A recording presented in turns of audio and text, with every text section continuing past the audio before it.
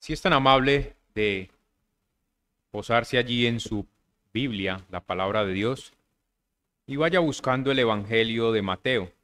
El Evangelio de Mateo es uno de los evangelios que tiene un lugar especial en mi corazón, y es porque a Dios le ha placido, de una manera providencial, situar el Evangelio de Mateo allí, en el primer lugar de los evangelios. Y creo que la razón por la cual nuestro Dios decidió que Mateo, el Evangelio de Mateo, fuese el primero, porque creo que nuestro Dios, aún en la composición de cómo están organizados los evangelios, tuvo el control. Creo que una de las razones por las cuales nuestro Dios permitió que el Evangelio de Mateo fuera ese primer evangelio que al abrir el Nuevo Testamento pudiésemos tener, es porque es la llave que permite a todo hombre conocer la manera en la que debe entrar al reino de los cielos. El Evangelio de Mateo tiene como tema en particular mostrar al Mesías, al Señor Jesucristo, como el tan esperado Mesías de la nación judía. Y el Señor Jesucristo, a lo largo de su ministerio, proclamó el reino de los cielos. Y Mateo tiene ese tema muy marcado cuando nosotros entramos allí al Evangelio de Mateo. De la misma manera como uno de los eventos más marcados en la vida de Jesucristo, después de su calvario en la cruz, su resurrección de entre los muertos, sin duda podemos pensar en su transfiguración. Ese momento en donde la gloria de Jesús fue revelada a un grupo selecto de apóstoles. Maravilloso acontecimiento que cambiaría la disposición del corazón de todos estos hombres. Pero ¿qué había en el corazón de estos hombres? Se preguntará usted, ¿qué debía cambiar? Esa es una buena pregunta, mi amigo. Y vamos a responderlo recordando ciertos momentos en la vida de nuestro Señor Jesús.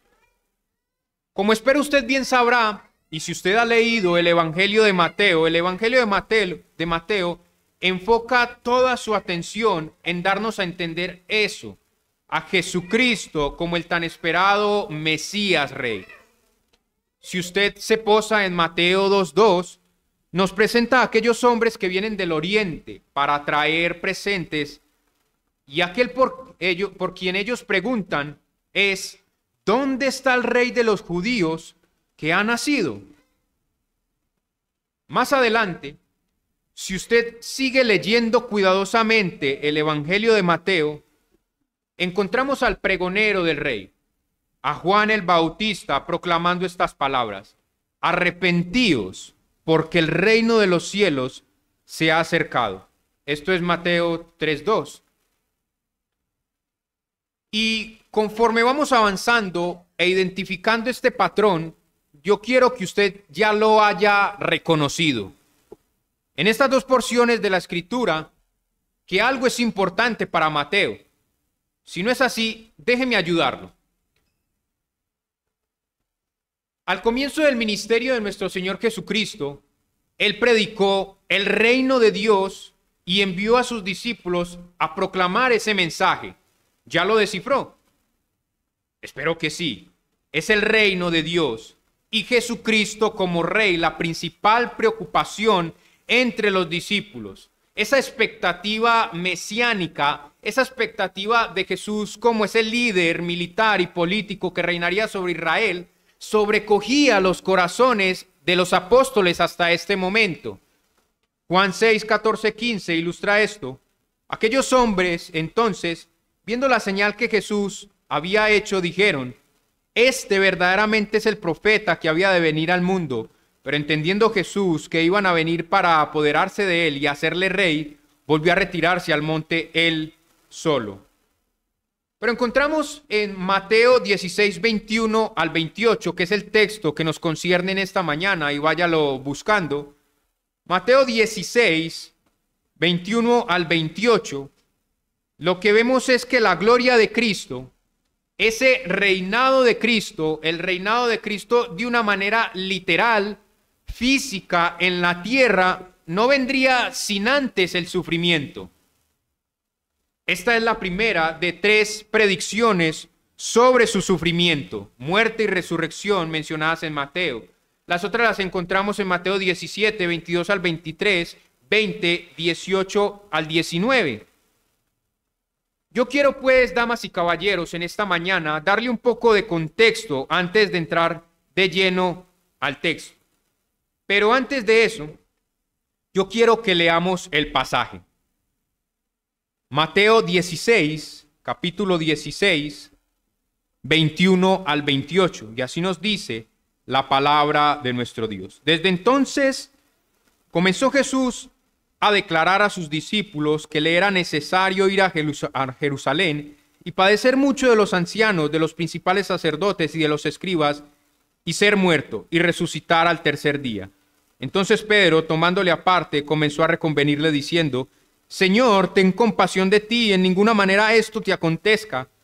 Pero él, volviéndose, dijo a Pedro: Quítate de delante de mí, Satanás, me eres tropiezo, porque no pones la mira en las cosas de Dios, sino en las de los hombres.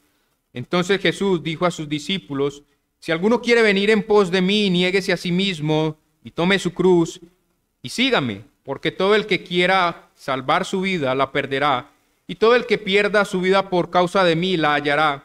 Porque ¿qué aprovechará el hombre si ganare todo el mundo y perdiere su alma? ¿O qué recompensa dará el hombre por su alma? Porque el Hijo del Hombre vendrá en la gloria de su Padre con sus ángeles, y entonces pagará a cada uno conforme a sus obras. De cierto os digo que hay algunos de los que están aquí que no gustarán la muerte hasta que hayan visto al Hijo del Hombre viniendo en su reino. El contexto aquí nos va a permitir entender la transfiguración de Cristo, de manera que a la próxima vez que usted lea la transfiguración de Cristo, usted estará preparado para entender qué significa la transfiguración de Cristo y por qué se dio en estos términos. Mateo nos presenta aquí el costo del discipulado, por lo que yo quiero que usted enfoque su vista en esos versículos. En los versículos 24 hasta el 28 es lo que vamos a estudiar hoy. Y Mateo aquí nos presenta el costo del discipulado. Y yo quiero que usted tenga 3 puntos para ayudarle a recordar el estudio. Comenzamos con los requisitos del discipulado, versículo 24. Segundo, la paradoja del discipulado, versículos 25 al 26. Y la recompensa del discipulado, versículo 27. Y el 28 lo dejaremos como un plus, que nos permitirá entender la transfiguración de nuestro Señor Jesucristo. Ahora, conforme desarrollemos este bosquejo, al finalizar con él, espero nuestros corazones estén dispuestos a alinearse con la voluntad de Dios. Jesús aquí comienza en el versículo 21 a exponerle a sus discípulos la necesidad. Hay una necesariedad para el Señor Jesucristo de ir a Jerusalén, a padecer a manos de los líderes religiosos. Este verso enmarca el ejemplo del sufrimiento para los discípulos. Pero al parecer, para los discípulos en este momento, esa idea de sufrimiento, esa idea de que Cristo, su Maestro, su Mesías, aquel que ellos esperaban, fuese a Jerusalén y sufriera, no encaja con la idea del Mesías que ellos tenían. Un Mesías líder, militar, político. Y esto se ve en la proposición de Pedro en el versículo 22. Entonces Pedro, tomándole aparte, comenzó a reconvenirle diciendo: Señor, ten compasión de ti, en ninguna manera esto te acontezca. Y no sé usted, pero esta propuesta a mí me parece muy conocida. Recuerda allí en el desierto, cuando comenzamos el Evangelio de Mateo, y el Espíritu Santo lleva a nuestro Señor Jesucristo al desierto para ser tentado. Satanás promete al Señor Jesús gloria sin sufrimiento. Y me es interesante que Jesús no reprende a Pedro propiamente. Más bien dice: quítate de delante de mí, Satanás, me eres tropiezo, porque no pones la mira en las cosas de Dios, sino en las de los hombres. Y si usted estudia bien allí en la tentación de nuestro Señor Jesucristo, vemos que cuando nuestro Señor Jesucristo salió victorioso de la tentación en el desierto, dice que Satanás se alejó, pero por un tiempo. Aquí vemos nuevamente al tentador de nuestras almas tratando de tentar al Señor Jesucristo y nuevamente proponiéndole lo mismo, en sus mismos términos. No es necesario, Jesús, que tengas que sufrir a manos de los líderes religiosos. Yo te propongo otra salida. Lo hace a través de Pedro. Y el Señor Jesucristo nuevamente ve la influencia de Satanás allí. Él reprende a Satanás directamente. Pero es necesario el sufrimiento para obtener la gloria. Esto es lo que Dios tiene planeado. Hacer sufrir a su Hijo para después llenarlo de gloria. Magnífica gloria. Esta es la estrategia de Satanás, la estratagema de Satanás. Darnos la gloria sin tener que pasar por el sufrimiento. No sé si a usted le ha pasado. Todo esto te daré si postrado me adorares. Fue lo que le dijo Satanás al Señor Jesucristo en el desierto. Escúchenme bien, damas y caballeros.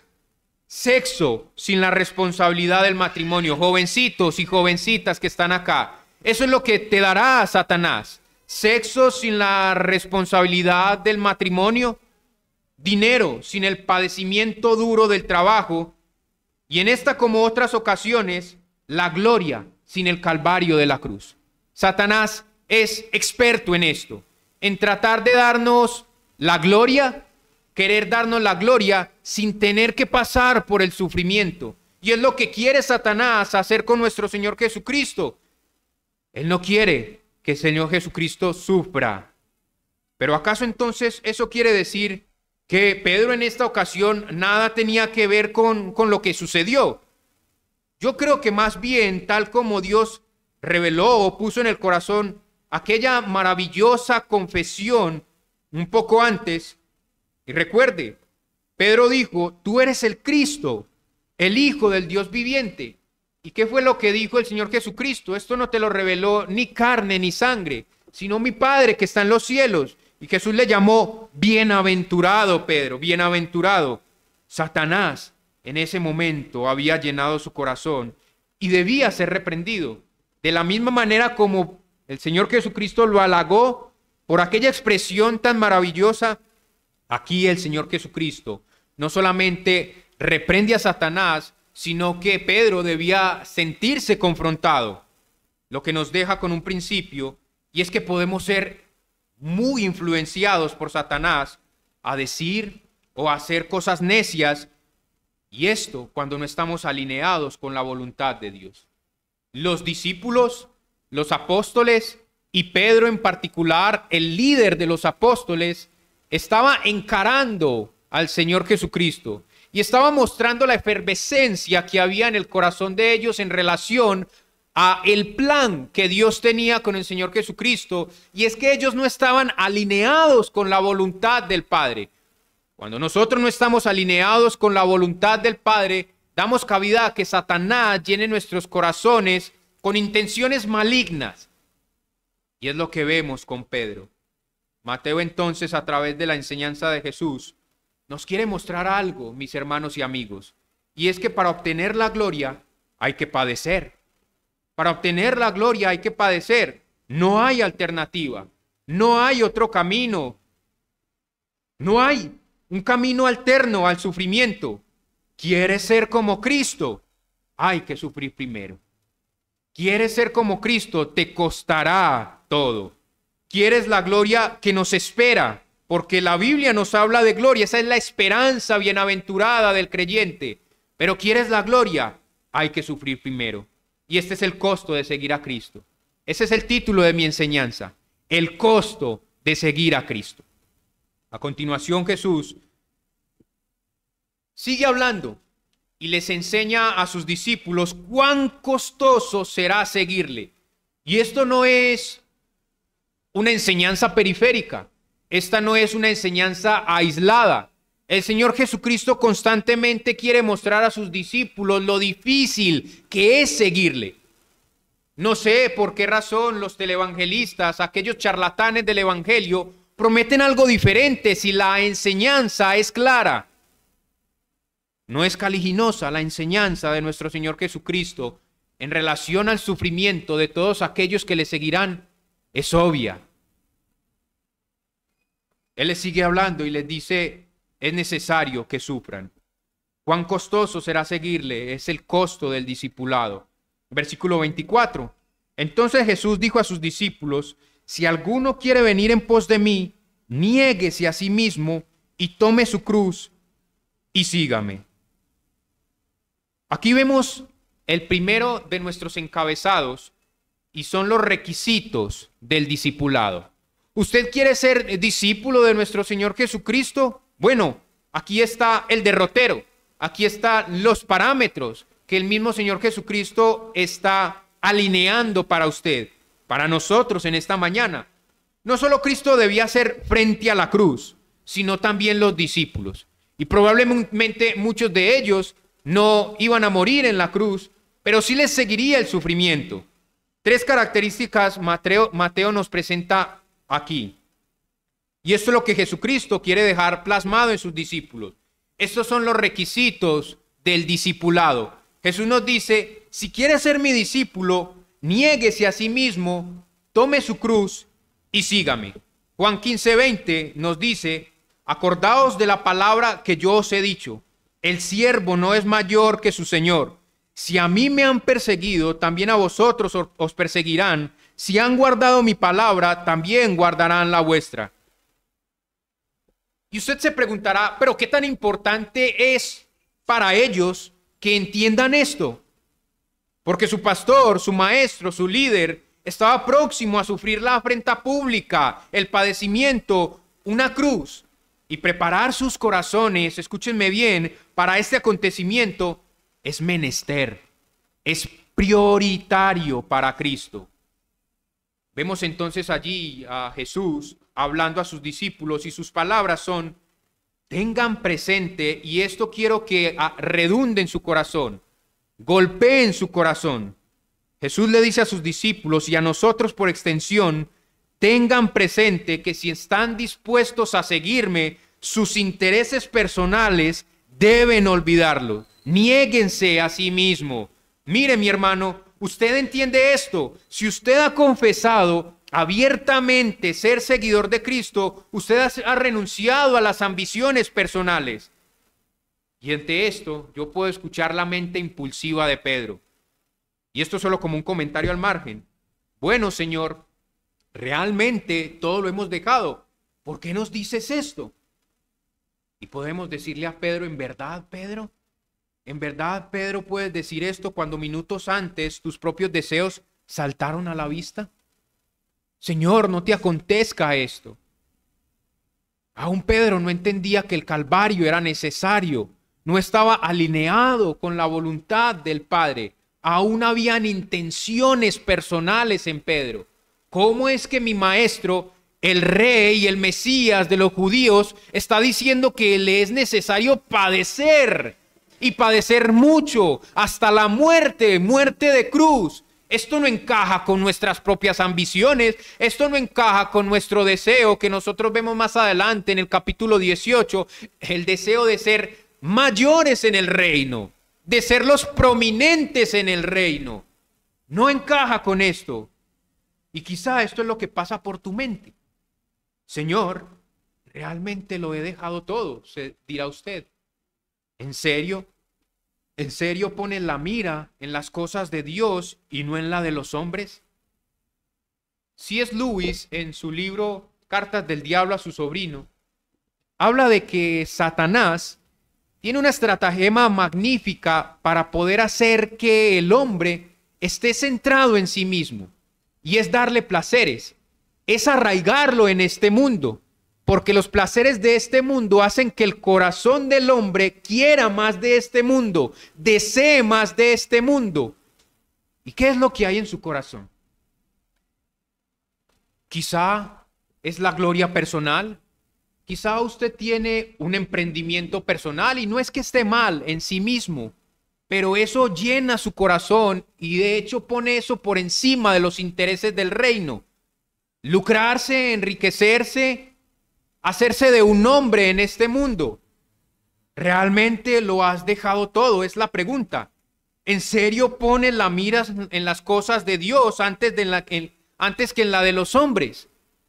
Me gusta como William Hendrickson lo dice, y abro comillas y cito: Jesús está diciendo a sus discípulos, si alguno quiere ser contado como un adherente mío, debe de una vez y por todas despedirse del yo. Del yo. Y es que el hombre está ensimismado. La sociedad actual le dice al hombre, debes amarte a ti mismo. Antes de poder amar a los demás, debes poder amarte a ti mismo. Y como constantemente lo digo a mi iglesia, el problema del hombre no es que no se ame, el problema del hombre es que se ama demasiado.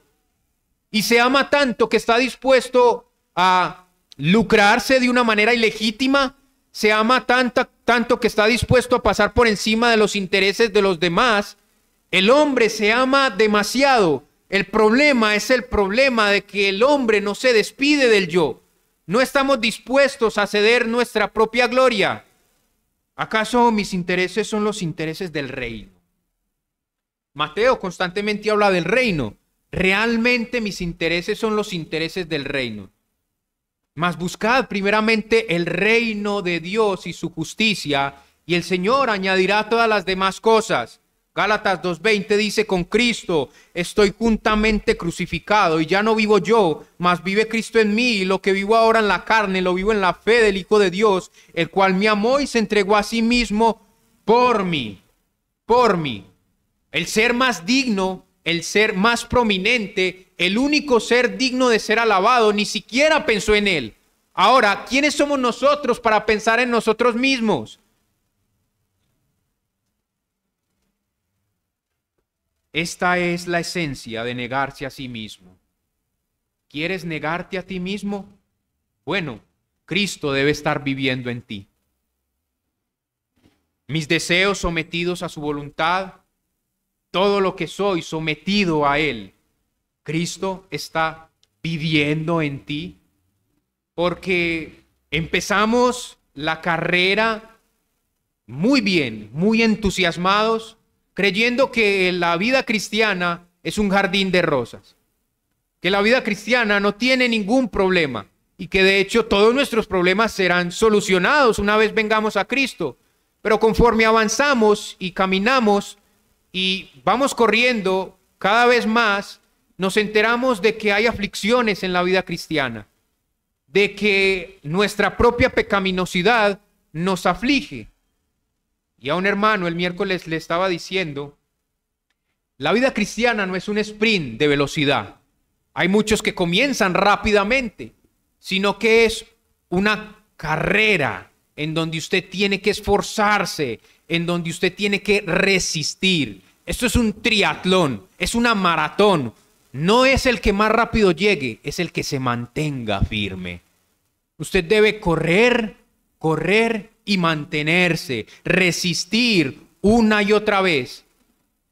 El creyente va por el mar creyendo y preparando un bote de placer, pero conforme el mar se abre y llega a mar abierto, se da cuenta que lo que necesitaba no era un bote de placer, era un buque de guerra.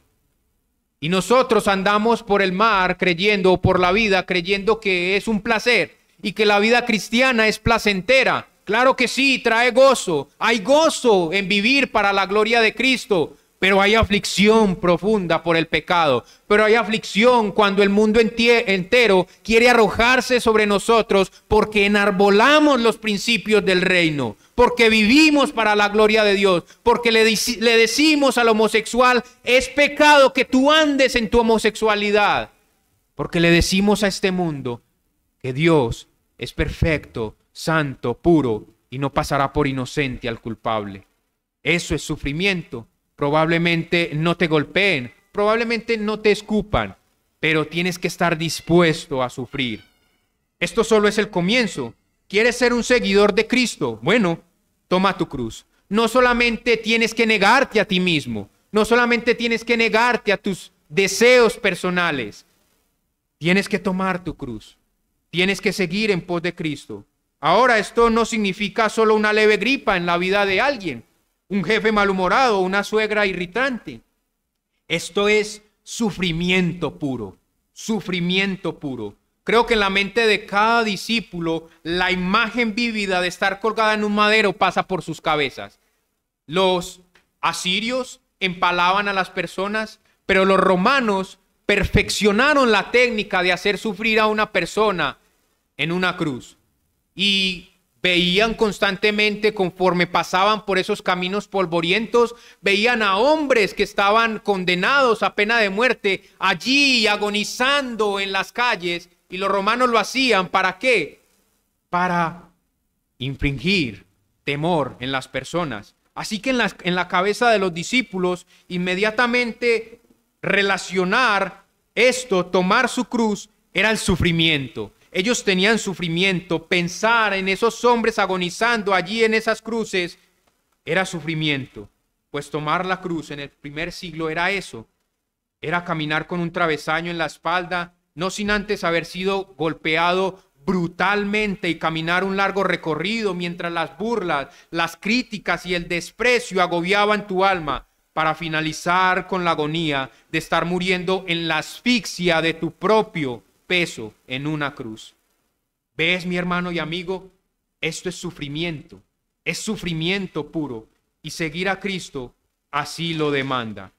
Puede que tú ni yo pasemos por el martirio de ser perseguidos, lapidados, aserrados, crucificados, pero esto debe marcar nuestra mente y disponernos al sufrimiento. Si nuestro Cristo lo padeció, estemos dispuestos a padecer. Oh, mi hermano, el Señor nos ayude, nos fortalezca si algún día Él nos hace pasar por el sufrimiento. Por último, Jesús les dice y nos dice, ahora pueden seguirme. ¿Ven? No sé si los televangelistas populares de la época serían, o nuestro Señor Jesucristo sería popular entre los televangelistas de la época. Porque nuestro Señor Jesucristo no llama victorioso a aquel que lo llama a seguir. No llama poderoso o aquel que no va a tener sufrimiento, o ven a Cristo y todos tus problemas se van a solucionar.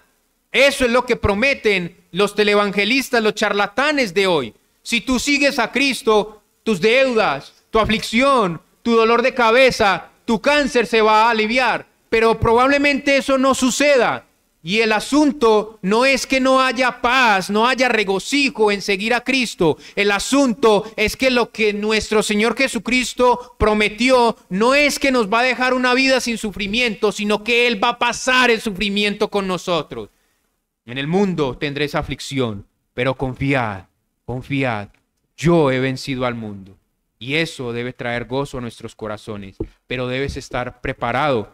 Y mi pregunta para ti, mi querido hermano y amigo, ¿estás dispuesto a seguir a Cristo en estos términos? ¿Estás dispuesto a seguir a Cristo en estos términos? Por último, Jesús les dice y nos dice, pueden seguirme. Si usted ha dejado sus deseos, si usted está dispuesto a padecer, ahora sígame. Esa es la invitación. No sígame sin antes recordarles, niéguese a sí mismo, tome su cruz. Es el momento de que puede ser mi discípulo. El costo del discipulado. Y sígame. Aquí hay un término en griego, akolouzeo, y este término en el Nuevo Diccionario Teológico nos habla de un compromiso total, una relación exclusiva con uno a quien no simplemente se reconoce como un maestro, sino como el Mesías. El llamado de nuestro Señor Jesucristo a akolouzeo es, no solamente yo soy su maestro, no solamente yo soy un rabí, yo soy el Mesías, y el Mesías debe sufrir. Las profecías del Mesías en el Antiguo Testamento hablan volúmenes del sufrimiento del Señor Jesucristo. Pero al parecer los discípulos y los líderes religiosos de la nación quieren dejar de lado eso. No quieren un Mesías sufriente, pero el Mesías, el ungido de Dios, debía sufrir por los pecados de su pueblo. Este discipulado aporta la participación no solo en la salvación. Un discipulado como este, como el que nuestro Señor Jesucristo nos está enseñando hoy, no solamente aporta la participación en la salvación, lo que es vida eterna, sino también en el sufrimiento. Van de la mano. Vida eterna y sufrimiento van de la mano. Gloria y sufrimiento van de la mano. Aquel que proclame un evangelio diferente a este está proclamando un evangelio espurio. Aquel que no proclame el evangelio con sufrimiento, agonizante sufrimiento, no está proclamando el verdadero evangelio. Así que Jesucristo le está diciendo a sus discípulos: síganme como aquel Mesías sufriente, sufriente. No solamente como el Salvador de la nación de Israel. Todos queremos un Salvador. La nación de Israel quería un Salvador. Esto rompe todos los esquemas mentales de los discípulos, de ese líder que los rescataría de la opresión romana, para verlo como el que sufriría por los pecados de todo su pueblo. Esto es importante en la comprensión del programa del Calvario, y esto debía estar presente en la mente de todos los discípulos y debe estar presente en la mente de cada discípulo de Cristo. ¿Eres discípulo de Cristo? Bueno, espera el sufrimiento como parte de tu paga. Espera el sufrimiento de Cristo y de aquellos que irían en pos de Él. No solamente Cristo sufriría, sino que estamos vinculados a Cristo, vamos a sufrir como Cristo. Pablo bien lo entendía y él decía: tengo en mi cuerpo ¿qué? Los padecimientos, las cicatrices que me vinculan a mi Cristo. Lo que nos deja con la continuación de la enseñanza de Cristo acerca del discipulado, la paradoja del discipulado como segundo punto. Ya vemos qué hay que hacer para ser discípulo de Cristo, pero aquí vemos la paradoja del discipulado, versículos 25 al 26. Porque ¿qué aprovechará al hombre si ganare todo el mundo y perdiere su alma? ¿O qué recompensará o qué recompensa dará el hombre por su alma? Si usted busca en un diccionario paradoja, usted encuentra algo como así: dicho o hecho que parece contrario a la lógica. Una paradoja es un dicho o es un hecho que parece contrario a la lógica. Y al examinar el versículo 25, este dice: porque todo el que quiera salvar su vida, la perderá. Y todo el que pierda su vida por causa de mí, la hallará. En otras palabras, esto es perder para ganar. Y esto no es una nueva puerta que se abre frente a ellos. Usted bien puede recordar esta enseñanza en donde Cristo pide dejarlo todo para ganar el reino. Perder para ganar, ¿acaso eso no es contrario a lo que nosotros vivimos en la época? Usted no puede ser un perdedor.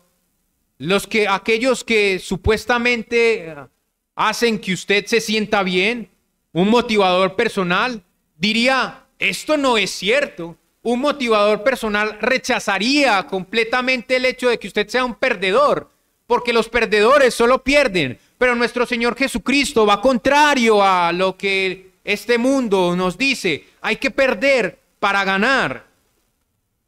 Usted bien puede recordar que nuestro Señor Jesucristo lo dice: hay que dejarlo todo para ganar el reino. Déjeme recordárselo. Cristo dice: deja a tus padres, Mateo 10:37. Él dice: deja tu vida, Mateo 10:39. Él dice: deja tu dinero, Marcos 10:21. Y así podemos seguir mostrando versículos tras versículo, amontonando enseñanza tras enseñanza con respecto a lo que el Señor Jesucristo quiso darles a entender a los discípulos. Una y otra vez Cristo recalca esta verdad.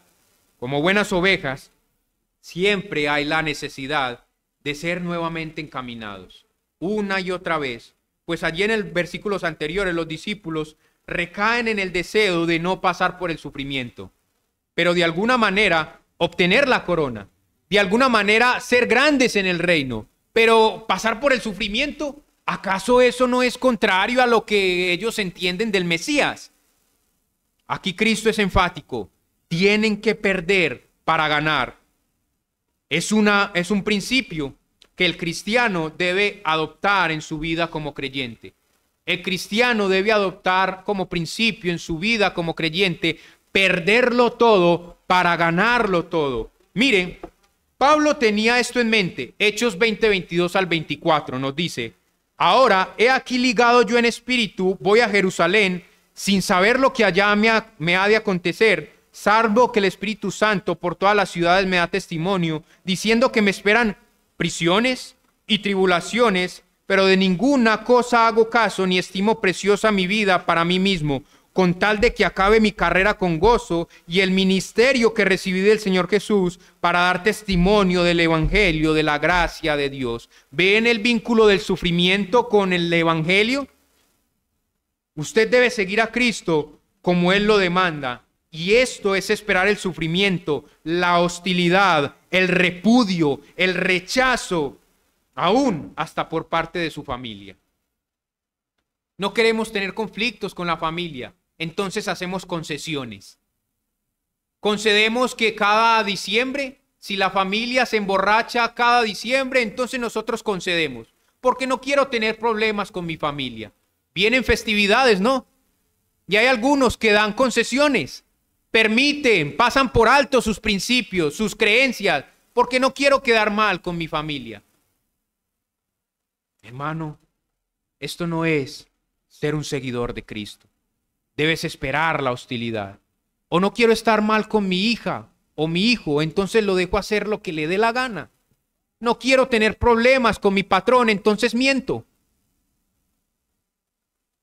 Usted debe seguir a Cristo como Él lo demanda, y esto es esperar el sufrimiento, la hostilidad, el repudio, el rechazo. Y esta lección que Jesús quiere enseñarle a sus discípulos: oigan, si realmente esperan la gloria, deben padecer primero. Un día vendrá esa gloria, mis amados hermanos y amigos, pero hay que padecer primero. En este mundo, escúchenme, en este mundo no somos los que ganamos. Parece que somos los perdedores, lo vil y menospreciado de la sociedad. De hecho, el Señor Jesucristo lo dice. ¿A quiénes escogió Él? A lo más pequeño, a lo insignificante. Eso es lo que somos. ¿Qué tal usted, mi querido hermano? ¿En realidad ha aceptado los términos de Cristo? Recuérdelo, perder para ganar. Perder para ganar. Ahora Cristo nos lleva a un nuevo nivel de discipulado. Observe allí, versículo 26. Porque ¿qué aprovechará al hombre si ganare todo el mundo y perdiere su alma? ¿O qué recompensa dará el hombre por su alma? Jesús pregunta: ¿acaso qué provecho tiene para el alma ganar todo este mundo? Ciertamente todo lo perderá. ¿Qué ganancia tiene para el alma ganar este mundo? Un alma que la Biblia misma dice hay eternidad en ella. ¿Qué provecho hay? Ciertamente lo perderá. ¿Entiende qué es esto? Me refiero a buscar la gloria terrenal. Sencillamente es ponerle precio a tu alma. Buscar la gloria en este mundo es ponerle un precio a tu alma, y ese precio es efímero. Se acaba rápidamente. Santiago nos dice que la vida es ¿qué? Como una flor, muy bella, muy llena de esplendor, pero rápidamente se marchita. ¿Acaso tú vives para este mundo? ¿Te marchitarás con este mundo? Cristo les está diciendo a sus discípulos: poner la mira en las cosas de los hombres trae destrucción. Poner la mira en estas cosas trae destrucción. Mas si usted ha renunciado a este mundo para sufrir por la causa de Cristo, le espera la gloria eterna. Ese es el precio que usted le ha puesto a su alma. Gloria eterna si sigue a Cristo bajo estos términos. Gloria eterna. O si usted sigue a este mundo, ese es el precio que usted le ha dado a su alma. Perdición eterna.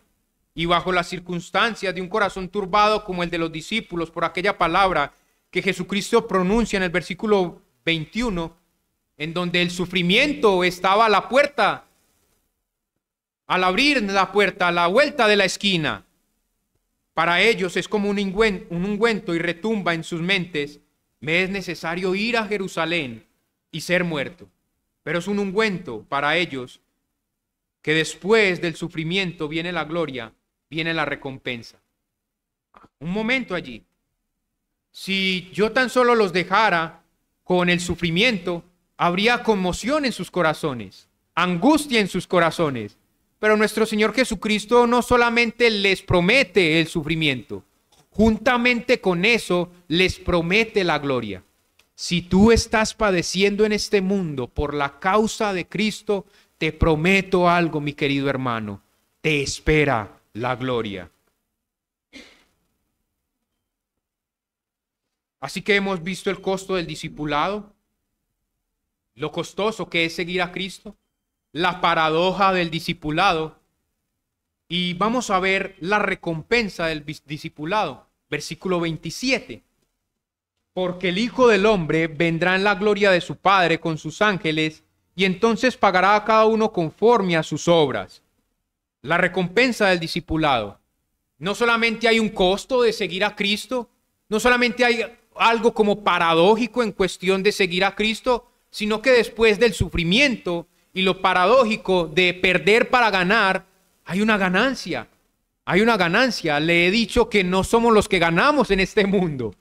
Y no importa, porque este mundo perecerá juntamente con sus placeres. Pero hay una recompensa de ser un discípulo de Cristo, de seguir a Cristo en sus términos. Usted puede imaginarse cuán emocionante debió ser para los discípulos saber que ese reino vendría. Ese reino prometido por Mateo aquí en el Evangelio vendría. Y Jesucristo aquí enseña que un día Él vendrá no como el cordero doliente. Él va a sufrir, pero un día Él no vendrá como el cordero doliente dispuesto para el sacrificio de los pecados, sino como el juez, el rey victorioso que pagará a cada hombre por sus obras. Y esto significa que es la parusía en griego, la segunda venida de nuestro glorioso Señor Jesucristo. Note allí que Él vendrá en la gloria de su Padre.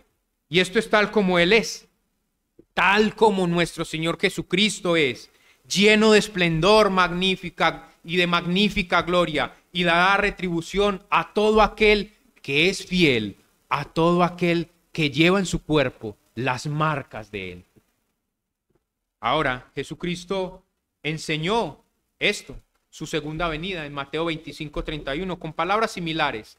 Cuando el Hijo del Hombre venga en su gloria, y todos los santos ángeles con Él, entonces se sentará en su trono de gloria, y serán reunidas delante de Él todas las naciones, y apartará los unos de los otros, como aparta el pastor las ovejas de los cabritos, y pondrá las ovejas a su derecha, y los cabritos a su izquierda.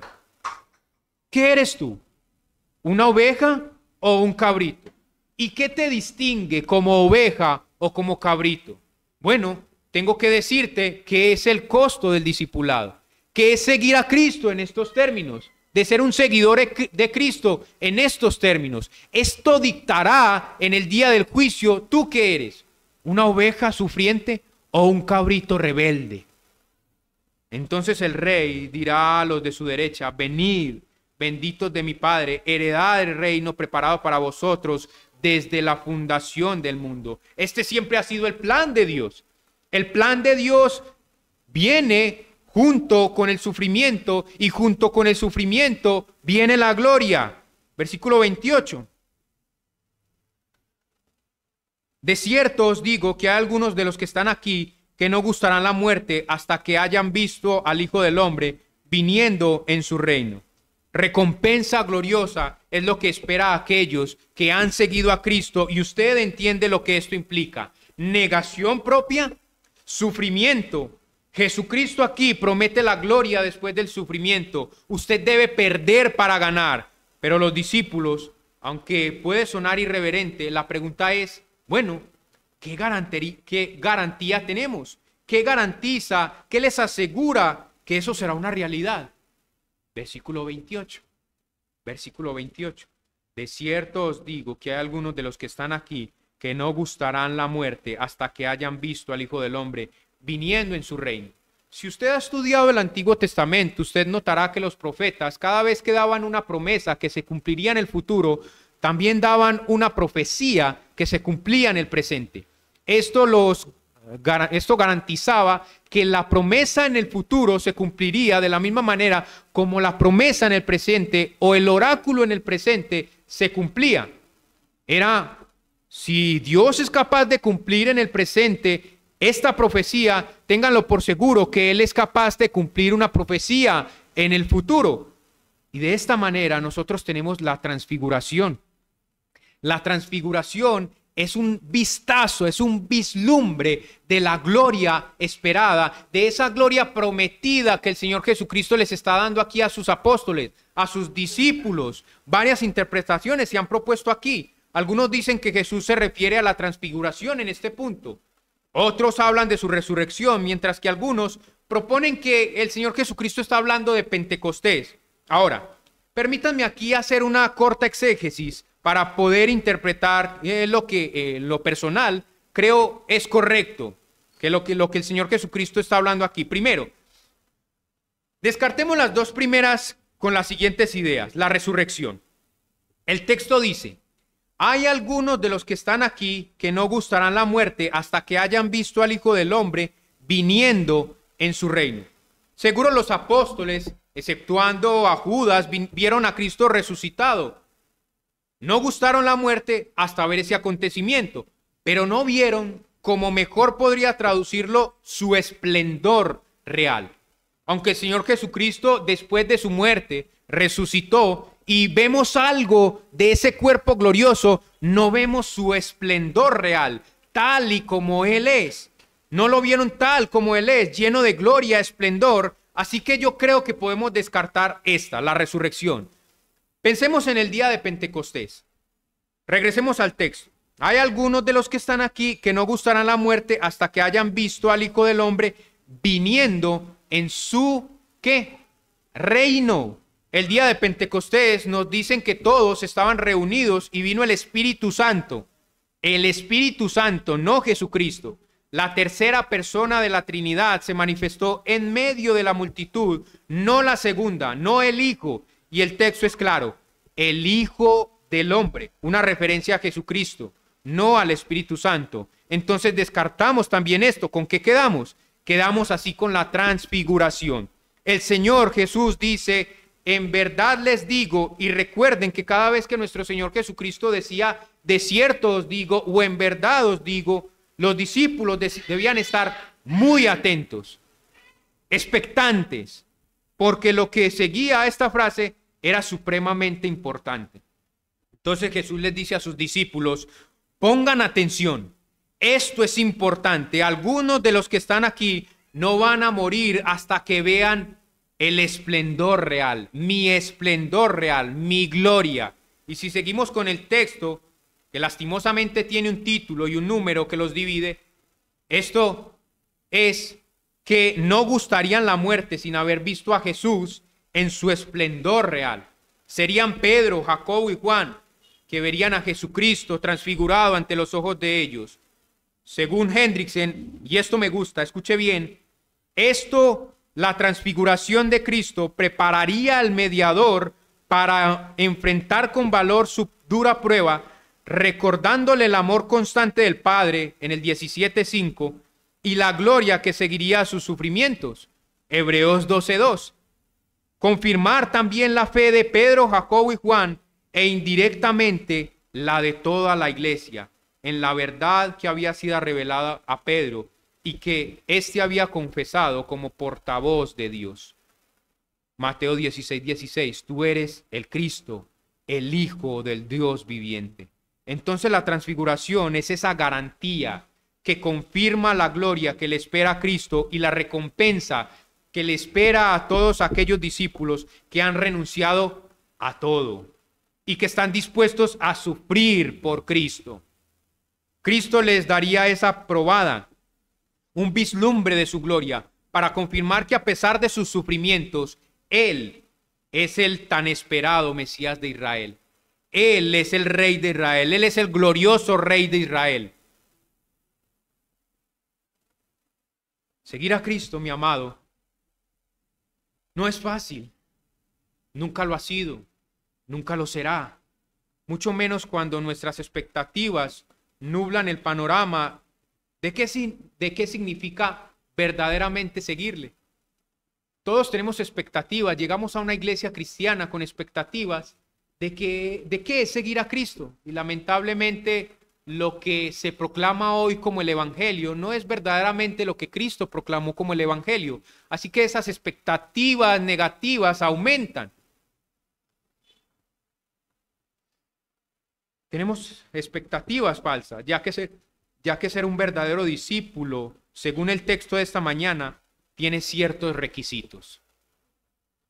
Negarse a uno mismo, tomar su cruz, y ahí sí puede ser un seguidor de Cristo.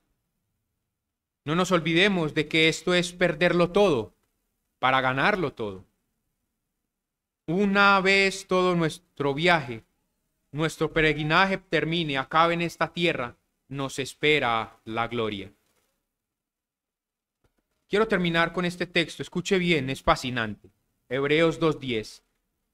Porque convenía a aquel por cuya causa son todas las cosas y por quien todas las cosas subsisten, que habiendo de llevar muchos hijos a la gloria, perfeccionase por aflicciones. Escuche bien, al autor de la salvación de ellos. Convenía, porque convenía, es una palabra importante. A Dios el Padre le plació y se complació en afligir a Cristo. ¿Para qué?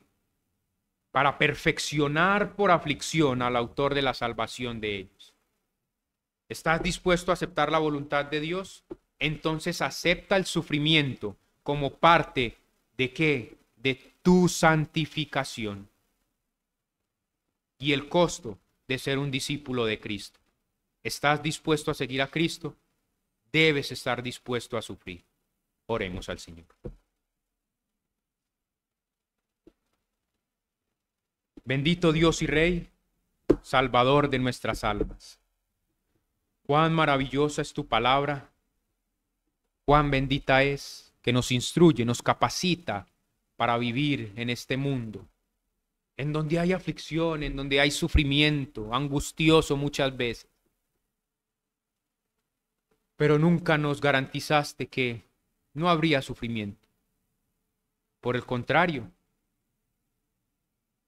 lo proclamaste, lo promulgaste, nos dijiste que de la misma manera como tú sufrirías la angustia en la cruz y tendrías sufrimiento, pero que después de ese sufrimiento te esperaba la gloria, esto seguiría a los que siguen a Cristo Jesús. Esto acontecería a los que siguen a Jesús. Sufrimiento puro. Un verdadero discípulo de Cristo está dispuesto a sufrir y sufrir mucho, mucho. Pero un día, ya no sufriremos más, ya no habrá más lágrimas, ya no habrá más dolor, porque todo lo pasado será eso, un pasado. Gracias, Dios, por lo que estás haciendo y por lo que vas a hacer. Ayúdanos a vivir conforme a tu palabra. En el nombre de tu Hijo Jesús, te oramos y te pedimos. Amén y amén.